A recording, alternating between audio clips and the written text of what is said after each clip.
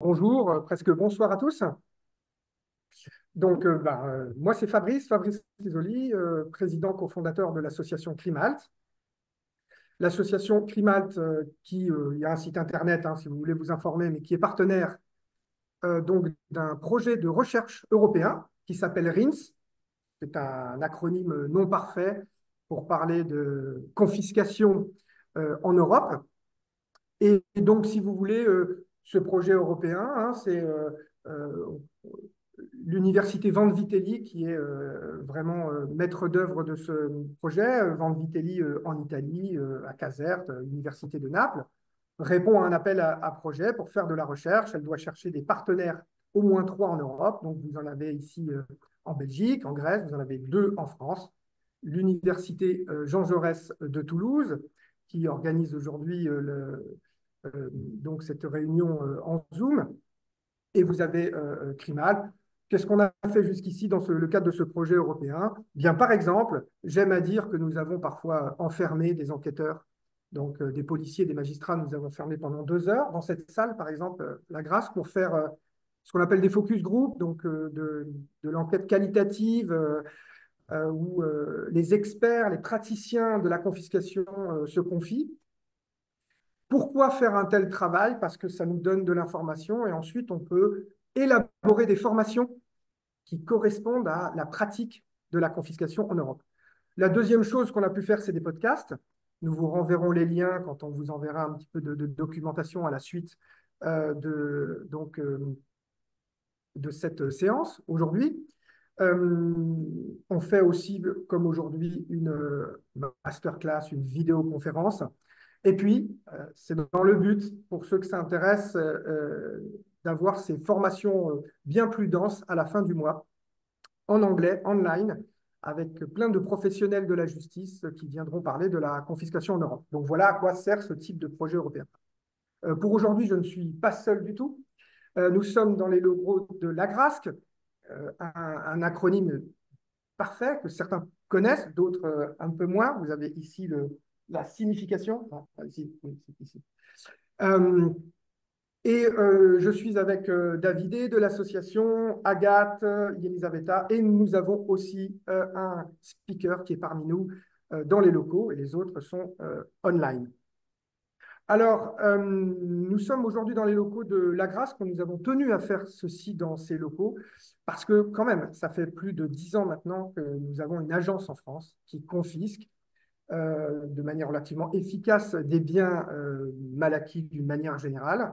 Et nous avons voulu faire la promotion de cette agence. Et c'est pour ça que je vais tout de suite passer la parole donc, à Arnaud Delaguiche de l'agence. Et je rappelle ce que j'ai dit quand même en début d'heure. Si vous avez un problème, c'est aussi sur le chat. N'hésitez pas à envoyer des mails, si vous avez des problèmes de connexion, vous connaissez des gens qui ont des problèmes de connexion, à envoyer un mail à notre boîte mail de l'association. Donc Arnaud, si tu veux bien présenter cette séance. Bonsoir à toutes et tous et bienvenue dans cette session d'introduction du webinaire du projet RINS. Donc, je suis effectivement Arnaud Lagui, je suis procureur spécialisé dans la lutte contre la criminalité financière et j'exerce depuis 3 années des fonctions de chef du département des affaires immobilières à l'Agence française des saisies et confiscations qui a ce vilain nom d'AGRASC qui est un acronyme qui effectivement résume sa mission. Et j'ai exercé auparavant comme procureur au parquet national financier à Paris pendant 4 ans. Puisque c'est la semaine de rentrée des classes, je vous propose de vous replonger dans les souvenirs d'écoliers.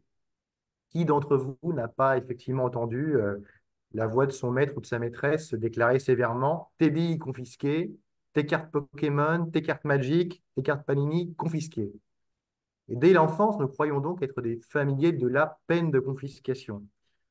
Ou plutôt, effectivement, on croit l'être, car les spécialistes voient dans cette phrase qu'en fait, dès le plus jeune âge, une confusion s'opère entre ce qu'on appelle d'un côté la saisie, on parle du gel dans l'Union européenne, certificat de gel, qui est en fait une mesure qui est temporaire, qui est provisoire, qui vise à permettre la confiscation, et puis la confiscation elle-même, qui est une peine qui est prononcée par un tribunal indépendant et impartial selon les standards européens, et qui entraîne, pour le coup, elle, un transfert de propriété du condamné, donc le délinquant, vers, en tout cas dans le système français, vers l'État. Et donc, grâce aux masterclass qui vont être dispensés dans le cadre du projet RINS, vous pourrez aussi comprendre qu'un enseignant donc, de votre enfant ne peut pas saisir, pardon, peut saisir, mais qu'il ne peut pas confisquer. Et c'est ce que j'ai eu le malheur d'expliquer à mon fils de 6 ans, qui évidemment s'est empressé de le répéter à sa maîtresse. Cette distinction, un peu enfantine, montre effectivement qu'il y a un besoin de sensibilisation des adultes aussi, puisque les notions qu'on a de la matière sont en général assez floues, malgré son actualité.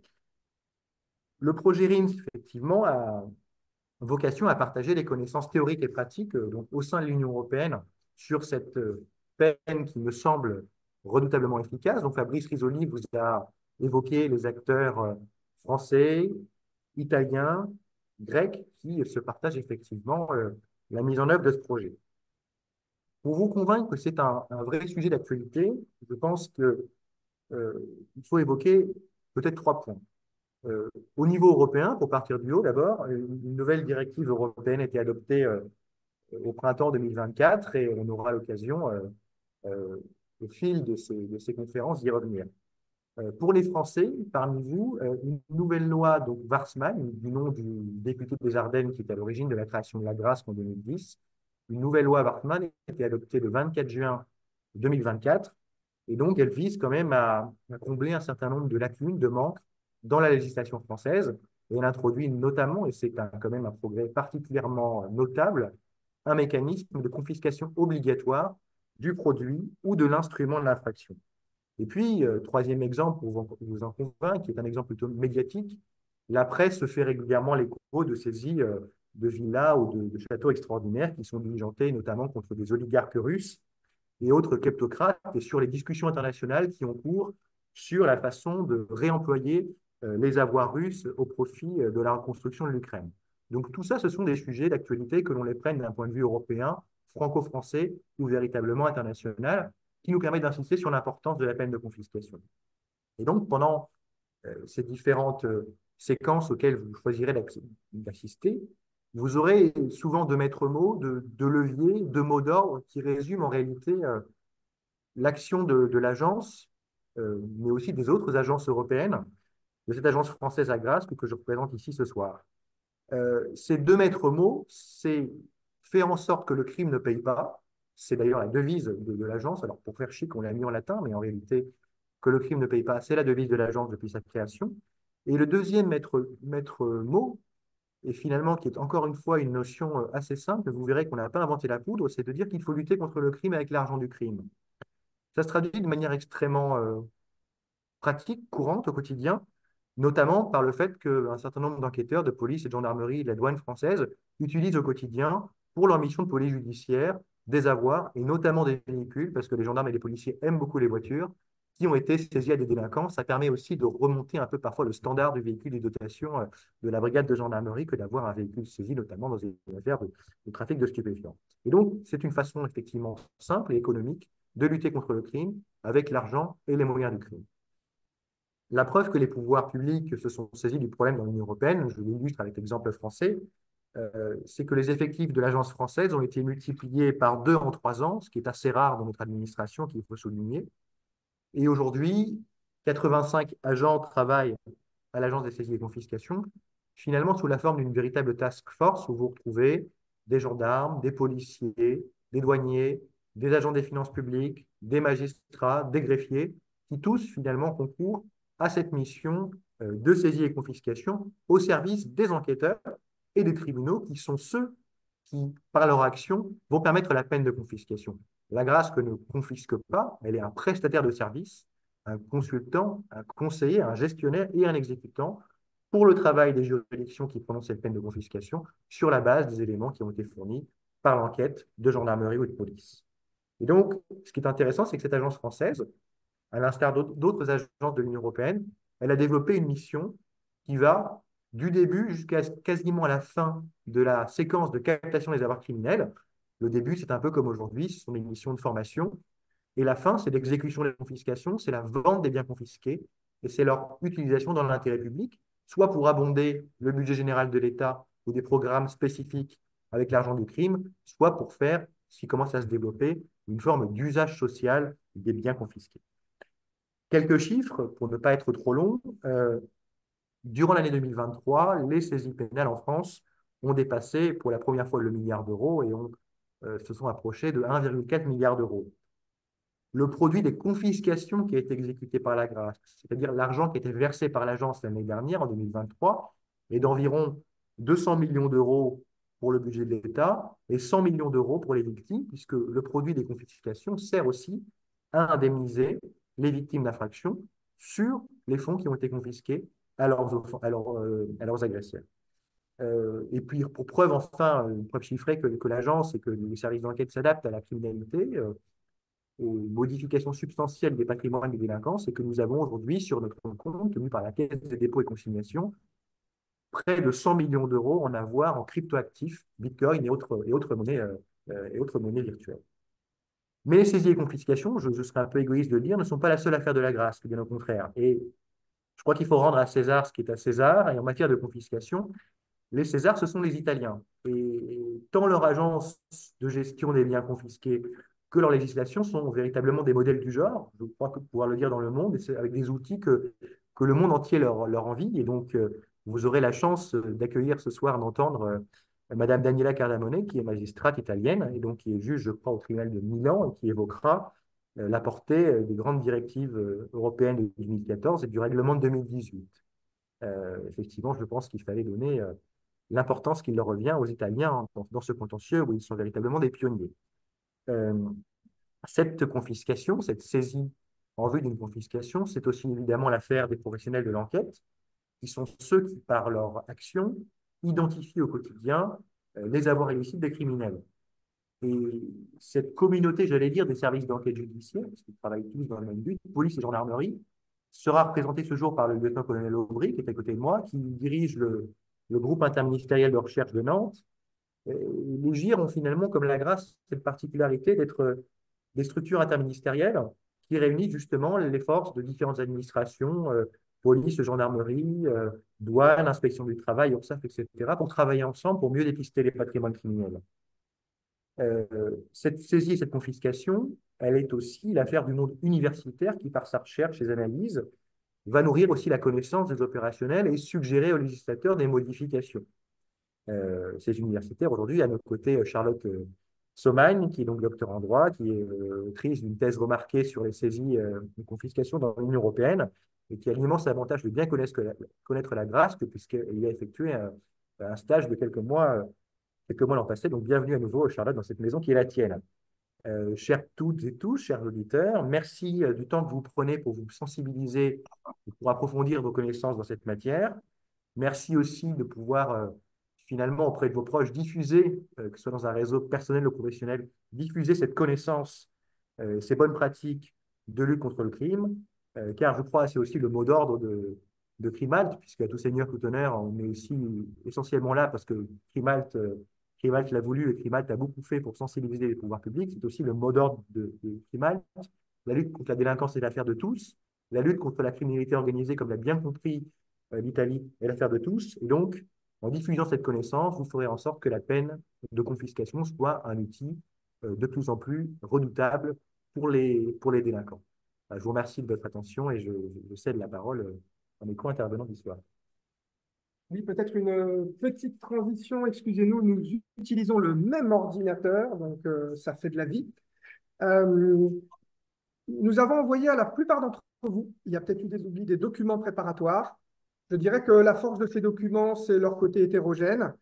Il y a des gens qui ont des licences et des maîtrises en droit parmi nous. Il y en a qui n'ont pas ce type de diplôme. Vous avez des vidéos. N'hésitez pas à aller regarder un peu comment ça fonctionne, la confiscation en 3 minutes, grâce à des journalistes que nous avons sensibilisés. Nous ont fait quand même des beaux petits sujets qui permettent de comprendre. Vous avez eu des chiffres qui ont été répétés. Et enfin, on vous enverra dans le chat les podcasts qui ont été faits par RINS. Il y en a 3 en français. Ils sont assez pédagogiques, un petit peu techniques, mais ils sont assez pédagogiques. Ils existent aussi sur notre chaîne YouTube. Ça peut être pour certains plus pratique de les regarder ainsi, je ne sais pas. Il y en a aussi 4 en italien. Alors là, vraiment pour les gourmands et qui parlent italien, vous pouvez aller regarder les podcasts faits par l'université Vanvitelli. En effet, on a parlé de l'Italie. Nous avons voulu donner la parole à Daniela Cardamone, donc magistrate à Milan, qui exerce depuis longtemps, nous nous connaissons depuis un certain temps. Elle a aussi des écrits qu'on peut retrouver sur Internet où elle parle d'analyse de doctrine, de jurisprudence. Donc, il y a beaucoup de profondeur. Et nous avons voulu lui passer la parole pour nous expliquer le moteur de la confiscation. C'est-à-dire que certes, il y a des pays qui confisquaient plus avant, l'Italie, mais il y a tout un mouvement européen à l'aide des directives. Et je lui passe tout de suite la parole. À toi, Daniela. Merci. Alors, merci beaucoup aux organisateurs pour l'invitation et je suis très honorée d'être ici et de pouvoir apporter ma petite contribution à cette discussion et partage d'informations sur les décisions de gel et de confiscation dans l'Union européenne. Alors, vous voyez mon slide? Oui. Essaye de passer au slide suivant pour être sûr que... Ah voilà, donc il faut que tu partages ou il faut qu'on Ok, accède. je Ah voilà, c'est à nous partage. de... Ouais, il faut Ok. que tu partages ton écran, il faut que ça soit le tien qu'on voit. Voilà, parfait. Oui, Ok. je désactive le son et Vous voyez? Ça va? Oui, oui, oui. Ok. Alors, l'objectif de favoriser la reconnaissance mutuelle des décisions des États membres de l'Union européenne en matière de gel et de confiscation des biens est très important car dans un droit pénal moderne caractérisé par le dépassement de la primauté des peines privatives de la liberté et en même temps par la capacité de lutter efficacement contre la criminalité organisée et économique, les sujets des mesures patrimoniales a obtenu une centralité incontestable.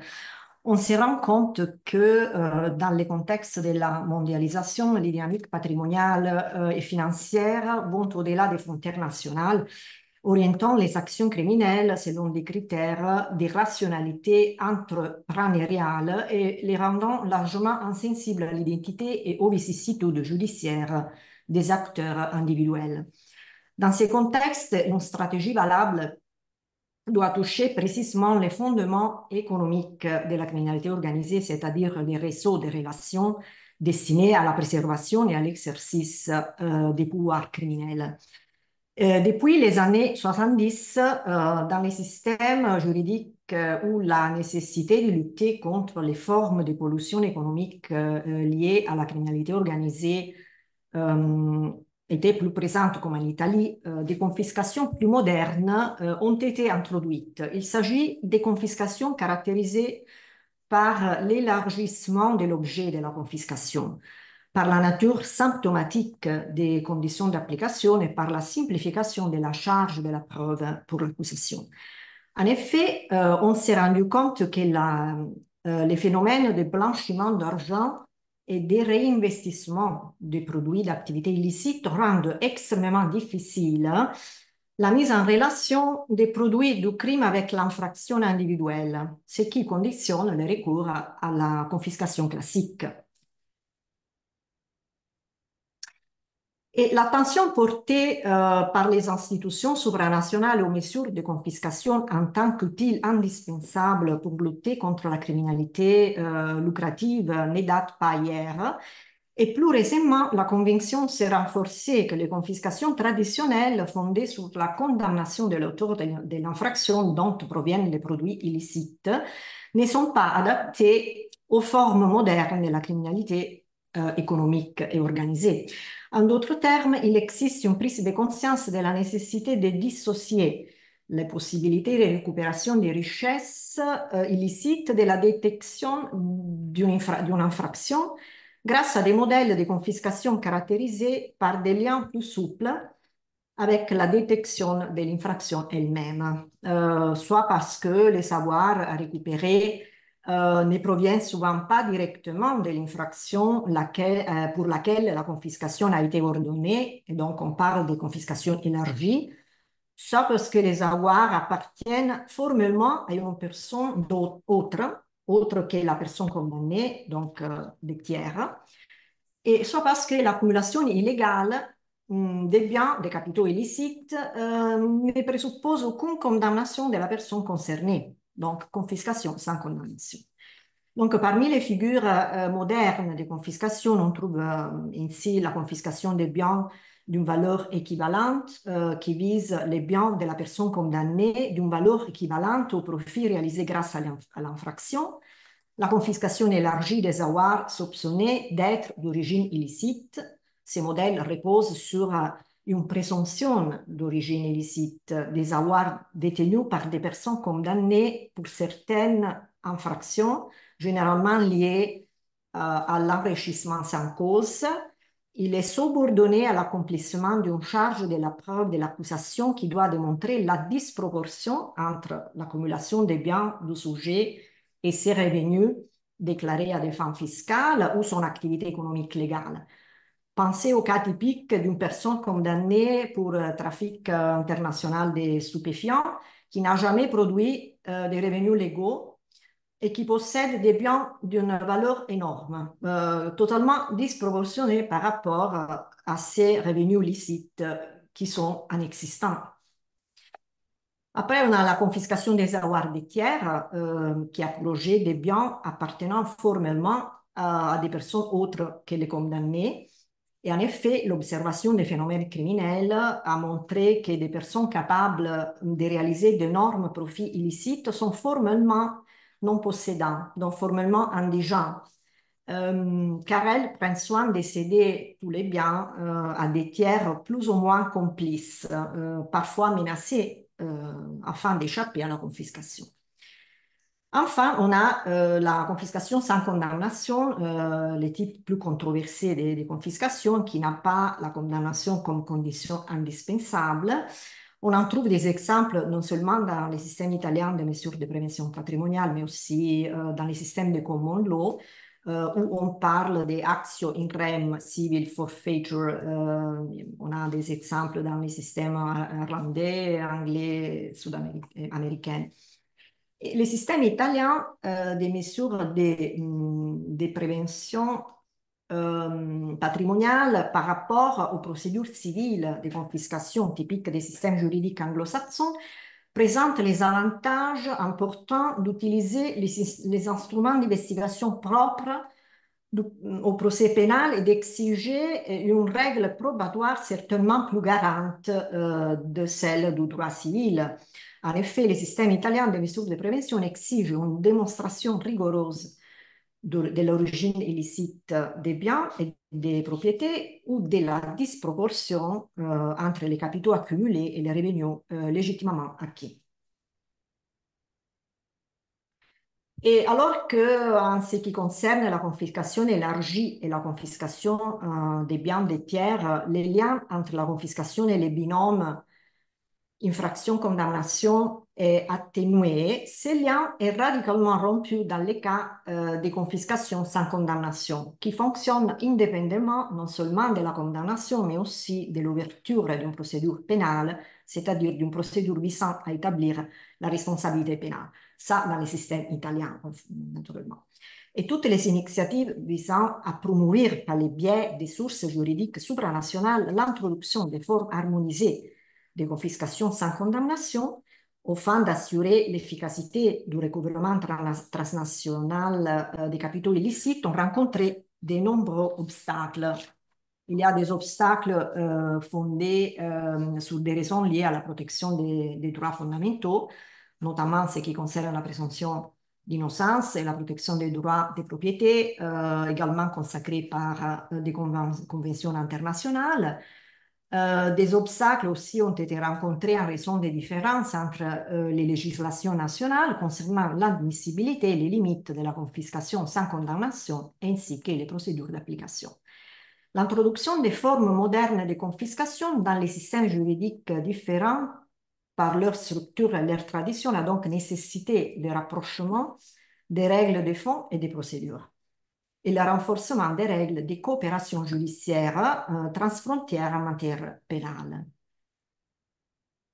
D'un point de vue historique, nous pouvons on peut identifier la résolution sur la criminalité organisée dans l'Union européenne adoptée par le Parlement européen le 25 octobre 2011, comme le moment où ce processus d'harmonisation a reçu une forte impulsion au niveau politique. La résolution qui découlait d'une prise de conscience du lien entre la criminalité organisée et la corruption avait fortement mis l'accent sur l'instrument des mesures patrimoniales, envisageant une série de mesures réglementaires telles que la présentation d'une proposition de directive relative à la procédure de saisie et de confiscation des produits du crime, avec des règles permettant l'utilisation efficace d'instruments tels que la confiscation élargie, la confiscation à l'absence de condamnation, l'allègement de la charge de la preuve sur l'origine des biens en possession des personnes condamnées ou inculpées pour des infractions liées à la criminalité organisée et la confiscation en cas d'enregistrement de biens au nom des tiers. La résolution envisageait aussi l'élaboration d'une législation européenne sur la réutilisation à des fins sociales des produits du crime et aussi le renforcement de la coopération entre les États pour la reconnaissance et la pleine exécution à l'étranger des décisions de saisie et de confiscation. L'ensemble coordonné des mesures indiquées dans la résolution de 2011 avait potentiellement fait du système italien un modèle ayant toutes les conditions pour devenir un point de référence fondamental pour la construction d'un modèle européen du processus patrimonial. On pense en particulier aux mesures de prévention patrimoniale introduites en Italie en 1982, à la confiscation élargie, présente dans les systèmes juridiques italiens depuis 1994, à la législation sur la réutilisation à des fins sociales des biens et propriétés confisquées introduite en Italie en 1996, aux activités des organismes d'enquête spécialisés tels que la Direction nationale antimafia, les directions des districts antimafia, le service central d'enquête sur la criminalité organisée. La valeur ajoutée la plus importante du système italien consiste, à mon avis, dans la capacité à combiner les deux profils d'efficacité et de garantie dans une relation vertueuse de renforcement mutuel, selon un ordre d'idées qui remonte à la première phase de construction du droit du crime organisé dans notre pays depuis le début des années 80. Et malgré ces prémices, avec la directive numéro 42 de 2014 concernant le gel et la confiscation des biens instrumentaux et des produits du crime dans l'Union européenne, le caractère complexe et clivant de l'harmonisation en matière de confiscation et surtout de confiscation sans condamnation a été confirmé. Très brièvement, la directive a introduit des obligations d'harmonisation en ce qui concerne les formes de confiscation plus modernes, comme la confiscation des biens d'une valeur équivalente, la confiscation élargie, la confiscation des avoirs des tiers, à condition que les tiers aient su ou auraient dû savoir que les transferts ou l'acquisition avaient pour but d'empêcher la confiscation et sans préjudice de la protection des tiers de bonne foi. Donc, une modalité un peu plus stricte de confiscation des avoirs des tiers. En revanche, en ce qui concerne la confiscation sans condamnation, la directive, dans son article 4, limite l'application de cette forme de confiscation à deux hypothèses très limitées. La confiscation sans condamnation peut être adoptée dans l'hypothèse où l'impossibilité de procéder à la confiscation résulte d'une maladie ou de la fuite du suspect ou de la personne poursuivie. Il s'agit de situations qui peuvent se produire très rarement dans la pratique et il s'agit d'une confiscation sans condamnation totalement différente du type de la confiscation sans condamnation que nous appliquons en Italie. Elle exige également qu'une procédure pénale ait été engagée et que cette procédure aurait pu aboutir à une condamnation pénale si le suspect ou la personne poursuivie avait été en mesure d'être jugé. Donc, la directive de 2014 exprime un rejet clair de la confiscation sans condamnation, une option qui exprime clairement la volonté de faire prévaloir les exigences de respect des garanties des droits fondamentaux sur les exigences d'efficacité dans la lutte contre la criminalité organisée.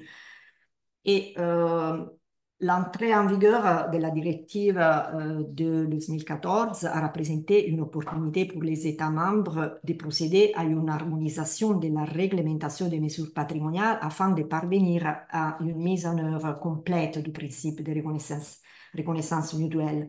Il convient toutefois de noter qu'en ce qui concerne les aspects les plus novateurs, la directive adopte une approche minimaliste, se limitant à imposer un modèle de confiscation sans condamnation valable aux fins de la reconnaissance mutuelle sans préjudice de la liberté des États membres d'introduire des modèles différents avec moins de garanties à l'égard desquels toutefois la reconnaissance mutuelle peut être refusée. La directive donc n'exclut pas la possibilité pour un État membre d'introduire des confiscations sans condamnation dans d'autres situations, mais exclut pour celle-ci l'obligation de reconnaissance mutuelle et donc elle ne favorise pas du tout la coopération. Les États membres n'ont pas eu le courage, ou plutôt la volonté politique, d'identifier les garanties indispensables en présence desquelles la reconnaissance mutuelle et l'application dans chaque État de la mesure de confiscation de l'autorité étrangère devraient être assurées en tout état de cause.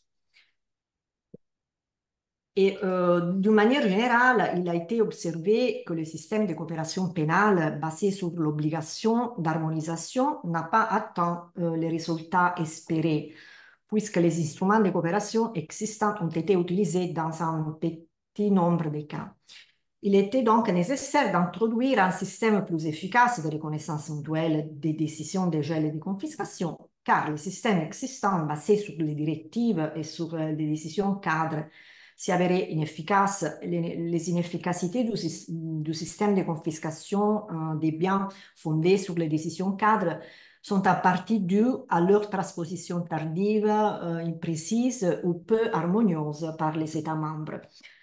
Donc, l'adoption d'un règlement dont les règles bénéficient d'une application uniforme et immédiate, sans nécessité de transposition, visait précisément à éviter tel inconvénient. Le règlement, donc le règlement numéro 1805 de 2018 du Parlement européen et du Conseil concernant la reconnaissance mutuelle des décisions de gel et de confiscation vise plutôt à renforcer les principes de reconnaissance mutuelle. Ce principe est le fondement de la coopération judiciaire en matière pénale, désormais inscrit dans les droits primaires de l'Union par l'article 82 du traité sur le fonctionnement de l'Union européenne et présuppose une hétérogénéité des règles nationales. Pour cette raison, le principe de reconnaissance mutuelle est appelé à intervenir précisément là où l'harmonisation est imparfaite, en facilitant le fonctionnement des mécanismes de coopération transnationale qui risquent de créer des obstacles face aux différences entre les règles nationales. D'autre part, la reconnaissance mutuelle exige et présuppose un certain degré d'harmonisation des systèmes juridiques nationaux, les plus petits dénominateurs communs étant le respect des droits fondamentaux en tant que base indispensable de la confiance mutuelle. En bref, le règlement de 2018 appelle trois observations. En premier lieu, il a été précisé que l'obligation de reconnaissance mutuelle n'est en rien affectée par l'absence dans la législation de l'état d'exécution des pouvoirs de confiscation similaires à ceux en vertu desquels la décision de confiscation a été adoptée dans un autre État membre. En deuxième lieu, le champ d'application du règlement de 2018 est plus large que celui de la directive 2014 en ce qui concerne les types de confiscation couvertes par l'obligation de reconnaissance, qui inclut la confiscation sans condamnation au-delà des cas couverts par la directive de 2014. Plus large aussi en ce qui concerne les infractions pour lesquelles la décision de confiscation est adoptée, alors que la directive ne s'applique qu'aux infractions graves ayant une dimension transnationale, le règlement n'impose aucune délimitation d'application liée au type d'infraction. Enfin, le règlement indique que l'obligation de reconnaissance mutuelle n'existe que lorsque la confiscation est adoptée dans le cadre d'une procédure pénale. En effet, l'article 82 du traité sur le fonctionnement de l'Union européenne constitue la base juridique de la reconnaissance mutuelle des mesures judiciaires dans le cadre de la coopération en matière pénale. Le règlement indique que la notion de procédure pénale est une notion autonome du droit de l'Union, tel qu'interprété par la Cour de justice de l'Union européenne, nonobstant la jurisprudence de la Cour européenne des droits de l'homme. Il s'agit d'une clarification importante. En fait, la compatibilité avec la Convention européenne des droits de l'homme de nombreuses confiscations sans condamnation prévues par les systèmes juridiques européens, y compris la confiscation préventive italienne, a été confirmée par la Cour européenne, la CDH, sur la base de la thèse qu'il ne s'agit pas de matière pénale, mais de matière civile. Par conséquent, si l'on devait appliquer le règlement aux procédures pénales conformément à la notion de matière pénale affirmée par la CEDH, la nature non pénale de ces formes de confiscation exclurait l'obligation de reconnaissance mutuelle. Il est intéressant de noter que la version italienne du règlement, en lieu de nonobstant la jurisprudence de la CEDH, indique plutôt sans préjudice de la jurisprudence de la CEDH, qui a exactement le sens inverse de la version française et qui a pour conséquence que l'application du règlement aux procédures pénales conformément à la notion de matière pénale affirmée par la CEDH aboutirait à un résultat incompatible avec la volonté manifestée par les législateurs européens lors des négociations qui ont conduit à la reformulation de l'article 1er du règlement.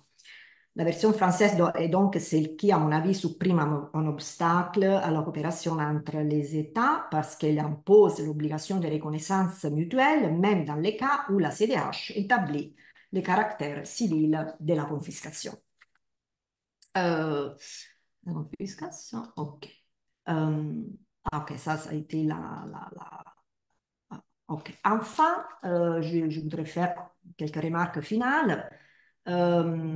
La confiscation sans condamnation est peut-être le seul type de confiscation qui a été accepté de manière limitée et problématique et la proposition de confiscation sans condamnation de nature criminelle avec son niveau de preuve strict n'a pas été accepté au niveau européen. La tendance est d'imposer un modèle de confiscation efficace plutôt que d'établir les garanties indispensables en présence desquelles la reconnaissance mutuelle ne peut pas être refusée, avec le résultat déraisonnable d'avoir développé un modèle minimaliste qui ne tient pas compte de la réalité des différents systèmes juridiques européens dont beaucoup connaissent déjà et appliquent la confiscation sans condamnation. Cette situation s'est également reproduite dans la récente directive de 2024 qui réaffirme la nécessité d'un lien entre la confiscation et les procédures pénales, mais je ne vais pas en parler parce que ça, c'est l'objet de l'exposé de la prochaine intervenante. Et tout en étant conscient du caractère problématique en termes de respect des garanties fondamentales de la confiscation sans condamnation, il serait utile également en termes de garantie des droits fondamentaux de fournir un effort supplémentaire pour comparer les différents modèles de confiscation sans condamnation prévus dans les systèmes juridiques européens afin de développer un modèle commun. Peut-être dans ces domaines, plus que dans tout autre, il serait nécessaire d'adopter une approche différente de celle utilisée jusqu'au présent dans la rédaction des instruments législatifs pertinents en déterminant les garanties indispensables en présence desquelles l'obligation de reconnaissance mutuelle devrait prévaloir. Et, par exemple, il est important de réaffirmer la nécessaire nature juridictionnelle des procédures patrimoniales, même dans les cas où il n'y a pas de condamnation ou lorsqu'elles sont exécutées après la condamnation afin d'assurer la protection effective du droit d'être entendu de la personne concernée et des tiers. Donc, je peux arrêter ici. Je vous remercie beaucoup pour l'attention. Alors, merci beaucoup, Daniela. On va repartager après, bien sûr, notre écran pour le prochain invité. Merci encore parce que là, tu nous fournis donc des explications très poussées et très claires sur le processus européen visant à ce qu'on améliore la confiscation dans les pays et aussi la reconnaissance mutuelle. On voudrait te remercier publiquement, Climal, parce qu'à chaque fois qu'on pose des questions par mail sur des choses qu'on ne comprend pas, sur des choses techniques, tu es toujours présente. Je retiens donc 3 points. le grand processus européen, en gros, une impulsion politique en 2011 hein, de la Commission, en gros, du Parlement européen. Les deux directives que tu as évoquées, avec finalement la première directive, tu dis, pas tant appliquée que ça, donc il a fallu un règlement beaucoup plus contraignant. Qu'est-ce que ça donne dans les faits? Parce que tu parles effectivement de confiscation élargie, confiscation en valeur. Cette idée qu'il faut à chaque fois réduire le lien entre l'infraction et le bien qu'on veut confisquer, je vais le dire avec mes mots, ça veut dire quoi? Ça veut dire que la confiscation en valeur, si on a démontré que la personne s'est enrichie de 200 000 euros en vendant de la drogue, le magistrat n'est pas obligé de démontrer que ça venait de tel sachet de drogue et de la vente pour acheter la maison. C'est une enquête patrimoniale qui est faite et on peut confisquer à hauteur de 200 000 euros une partie du patrimoine de la personne qui sera condamnée définitivement parce qu'on aura démontré qu'elle a gagné 200 000 euros en produit du crime. Voilà ce que ça donne. Et pourquoi je vous parle de confiscation en valeur? Parce que nous avons appris ici dans ces lieux, et c'est dans le rapport de la Grâce, que 50% de la confiscation en France est en valeur. Donc c'est bien la preuve que l'Europe a essayé de faire quelque chose qui commence à fonctionner